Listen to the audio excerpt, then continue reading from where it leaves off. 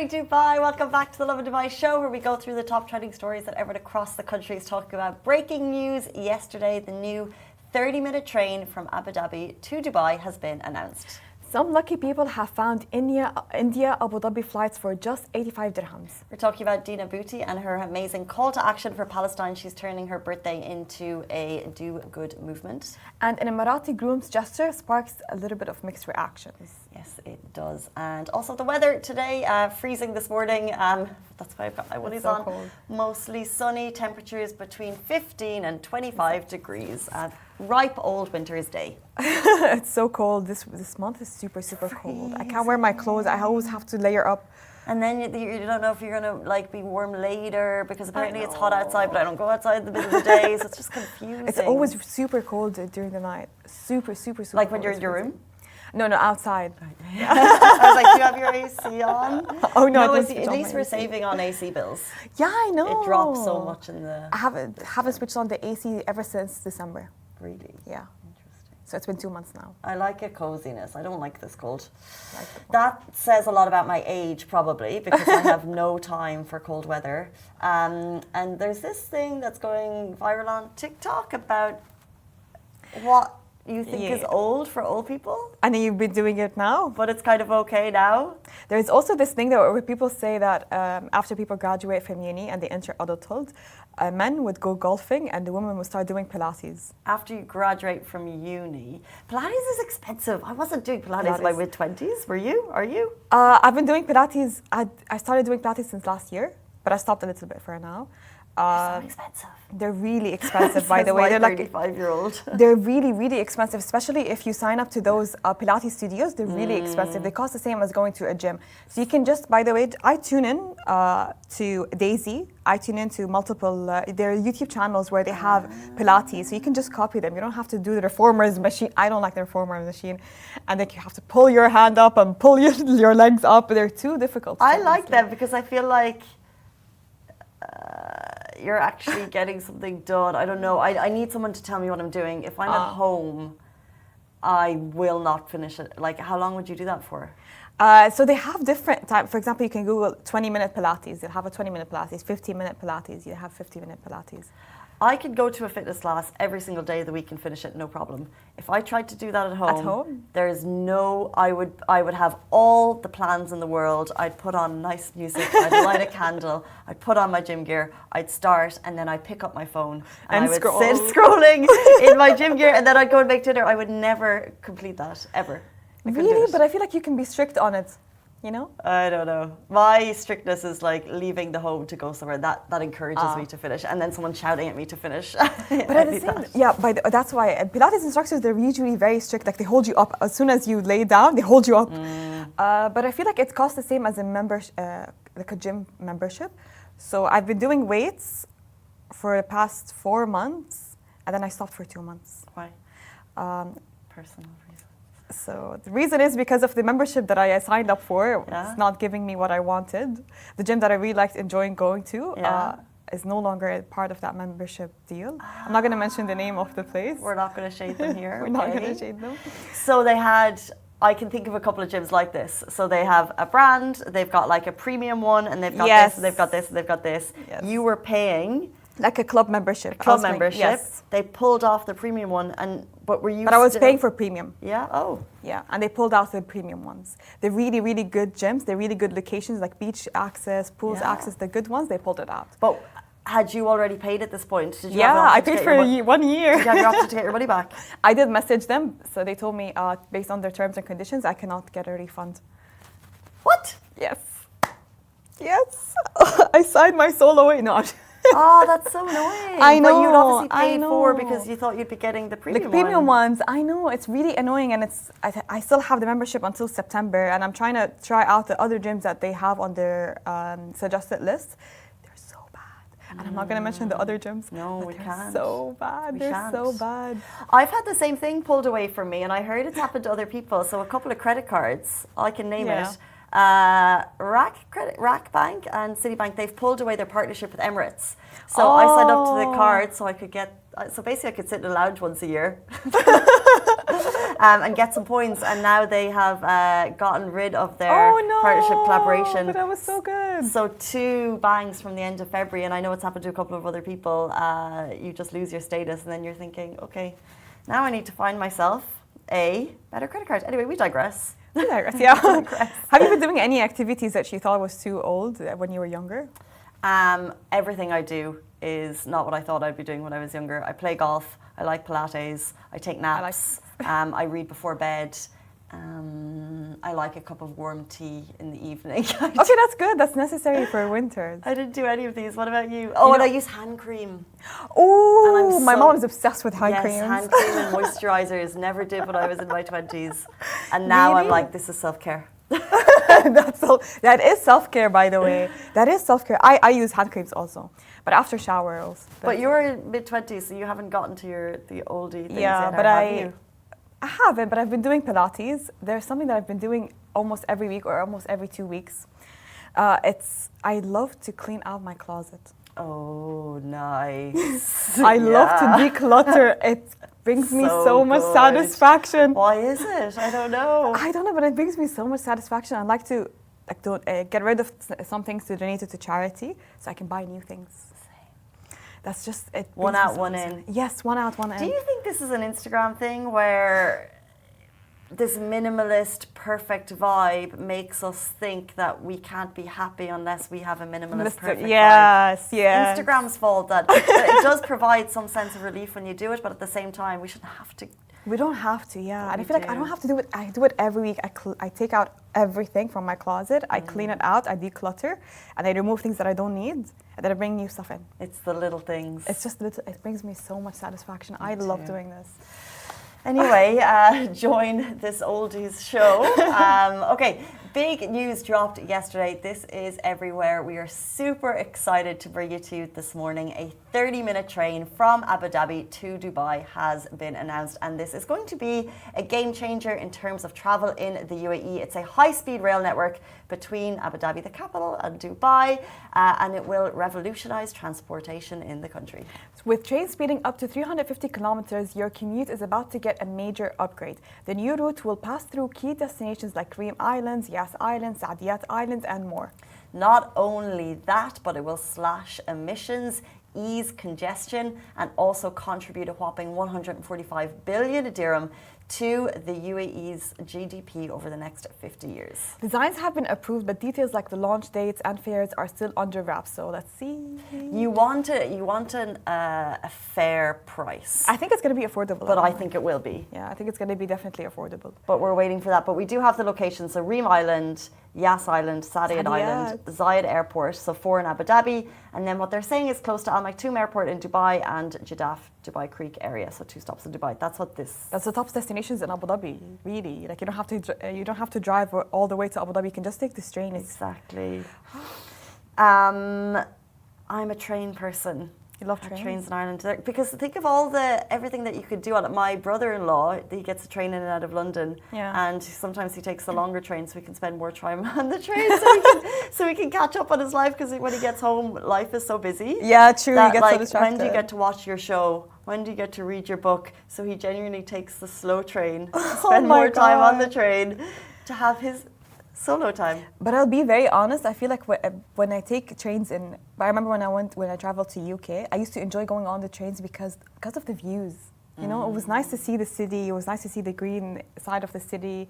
So it was just entertaining to look, because here in Dubai, everything is like, it's big buildings, tall buildings, but when you go outside, you see things that you don't really normally see here in Dubai. So I enjoy trains in other countries. But the desert landscape here is so beautiful. Yeah, but as we said when we introed, like, it will change infrastructure in this country. It'll change where we live. Yeah. The opportunities to live in the capital. So if you have an apartment down in Reem, that price is going to go right up. So lucky you, going from transportation on trains to flights, because some people found flights from India to Abu Dhabi for just 85 dirhams. So was this a glitch or a mega sale? Travellers booking flights from Mumbai to Abu Dhabi were stunned to find tickets for just 85 dirhams. Indian tourists eager to visit Abu Dhabi were left wondering if it was a glitch, but they managed to book one-way flights. However, it was short-lived because when the Lovin Abu Dhabi team checked on the fares to grab them themselves, it was back to regular programming with one-way flights costing approximately 450 dirham. Did people actually purchase it for 85 dirhams? According to this website, they did. However, I had the same thing happen to me once. I was online, you know, I probably shouldn't name it, a really fancy store in Dubai. Had a fancy dress sale. Now these dresses are usually like 4,000 or 5,000 dirham. Yeah. When I went online, they were like 400 or 500. Maybe they were even less, 400 or 500 dirham for like a really ridiculously fancy dress. And I said, "That's a deal." Are you sure it wasn't a scam? No, I was 100% sure. It like I'm good on checking scams. We talk about them all the time. And I was like, "Oh, this is a really good deal. I don't need these dresses." But I was being a little bit opportunistic, and that was like, maybe I'll sell it on. So I bought 4 or 5 of these like super duper fancy dresses. This was on a Saturday morning, and it's a really fancy store, but they don't do loads of online sales, so it's not like an Unas where it's getting to in 2 hours. So I was waiting for the update email, and it took them until Monday. So obviously, you know, inwardly they're realizing that there's a glitch, and heads are rolling because someone has put these extremely expensive dresses on sale for like 400. Teeny, even less than 400 actually. It was so cheap. And I got an email on the Monday, 2 days later, apologizing, saying, "We made a mistake. You won't be getting these dresses at this price." Oh my God, but they didn't charge you, did they? I got my money back. You got your money back. So they charged you the first day? They charged me the first time. A day? Because I thought, okay, I'll get the dress in a day or two. That's when the delivery is.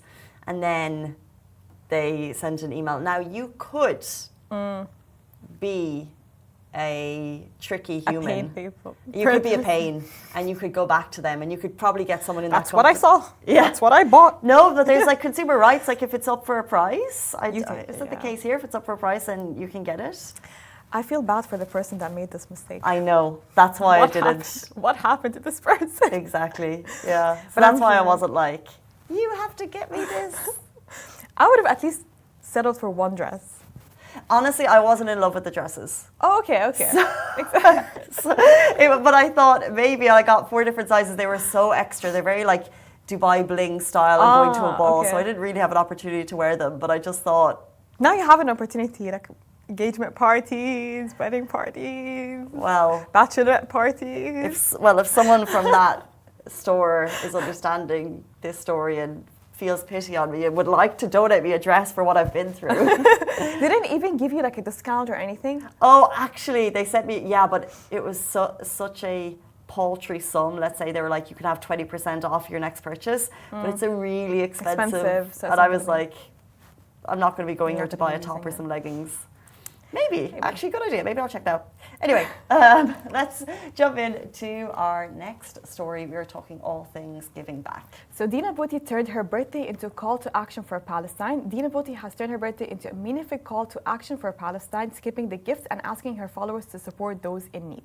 So partnering with the Big Heart Foundation and Yalla Give, she's helping raise funds for an emergency relief program to provide food, shelter, and basic necessities to families affected by the war in Gaza. As needed today, as it was since we can remember, really, the 100% UAE licensed charity ensures that every dirham donated directly supports those in need, with 100 dirham providing a food basket for a family and 500 dirham offering safe shelter. The donation link is now live, and Dina is encouraging everyone to contribute because every donation matters, no matter the size, can make a real difference to the lives of those affected. I love all of those people that are pitching in and having like a specific sector to donate for people in Gaza. For example, talabat. Whenever you go to order, you have the option like donate to Gaza. There's a laundry shop here in Dubai. It's called Washman.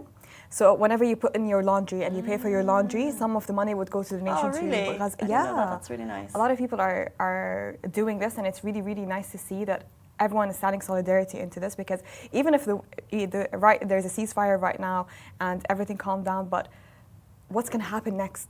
That's the question that we always ask ourselves.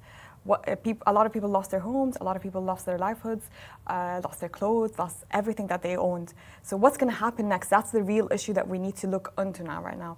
So it's not just, it's not a ceasefire happened, that's true, but still, they cannot be forgotten. You can just take a look at the pictures that we saw online. I know.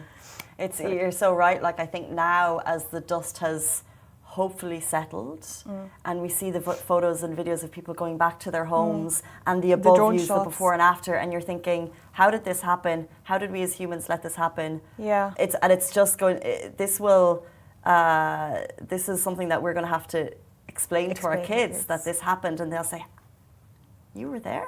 You were there and you allowed this. Did you not speak up? Did you not boycott? Anything? There's a lot of things that we could have done, honestly. So as you said, the money will go towards people in need now. But also, can we just say on a personal level, you know, in Dubai, people go extra for their birthdays. Yeah. And you always see like, oh, I'm going to this nice restaurant, and you have videos of people like waving things and whatever. Yeah.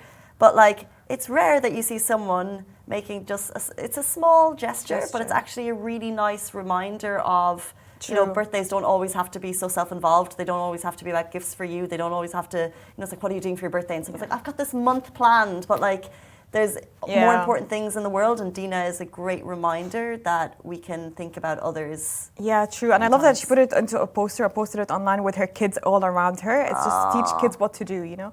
It's really important for kids to know what's happening in the world. Don't always shelter them. Like, I'm a bit against sheltering kids from what's happening around the world. I think they need to know, to develop that sympathy for people, to develop things like that. And I need to take action, I need to donate, I need to speak up. It's really important for kids to learn that.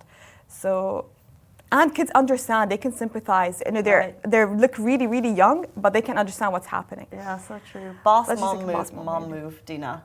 Really boss mom. Thank you, Dina. Thank you. Like, I really appreciate this move, honestly. Yeah, me too. Let's jump into a relationship move that is going viral. So an Emirati groom's gesture sparks mixed reactions. An Emirati groom captured attention when he sang a Filipino song for his bride on their wedding day. A heartfelt gesture celebrating their love and culture connection. While the moment was widely appreciated, it also drew some negative comments online.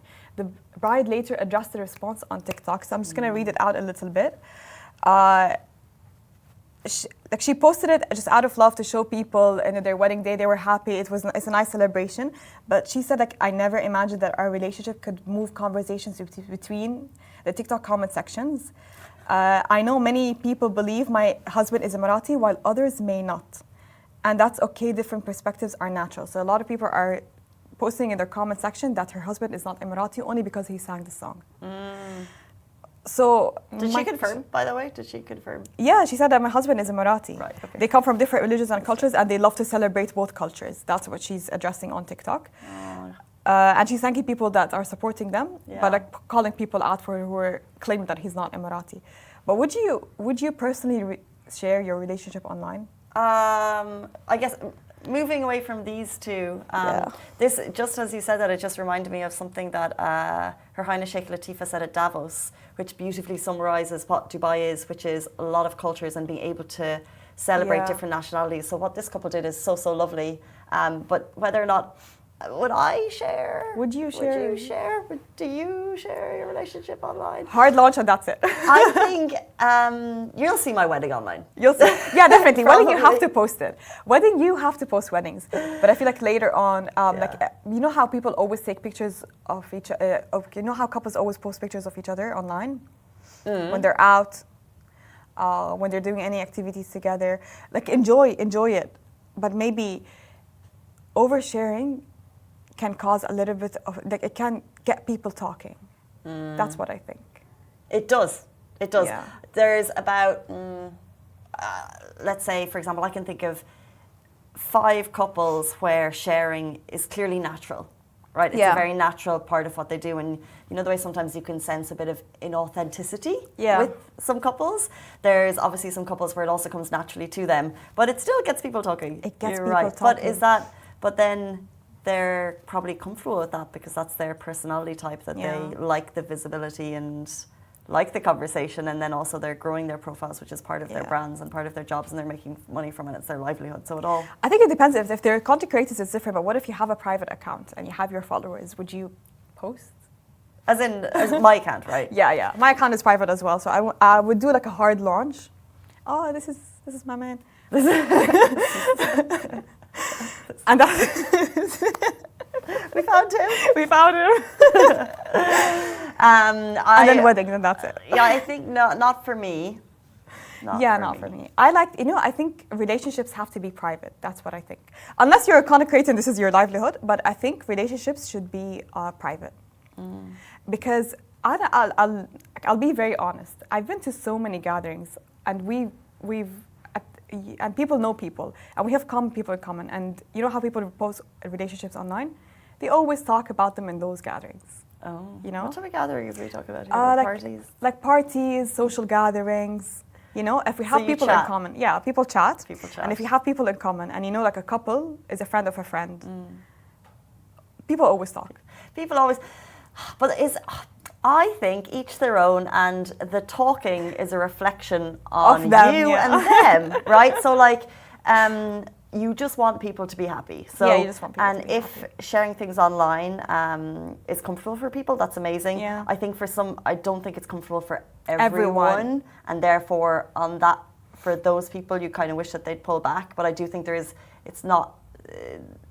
it works for some people. Yeah. But for the people who are doing the chattering, they also probably need to look inwardly. And they're gossipers. They're gossipers, yeah. And we could probably pull a bit of that out of society as well, because each to their own, and maybe we shouldn't judge. We shouldn't judge what we see online, because we don't know half of it. Yeah, that's true. And if this person wants to post, then allow them. And if you don't want to see it, then probably just unfollow them. It's cute to see pictures from time to time. It's cute to celebrate love, just like how they do it. But I feel like overdoing it can spark a lot of conversations. That's it. I feel like it's better to avoid it. And what if they break up?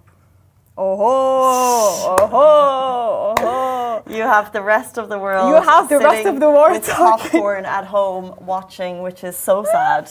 Because as we talked about, we don't have primetime TV. We don't have a nation that sits together at 9 p.m. all watching the same TV. We're a city that loves people, content creators, influencers. We love the positives. But we'll be aware of the negatives. I like not to gossip, but when you hear something, it's hard to turn an ear away. It's hard to hard to look away. But I feel like for engagement and weddings, go all out. Enjoy yourselves. Sure. Post all of your pictures, because you take amazing pictures. Yeah, 100%. Go all out. Yeah. I am.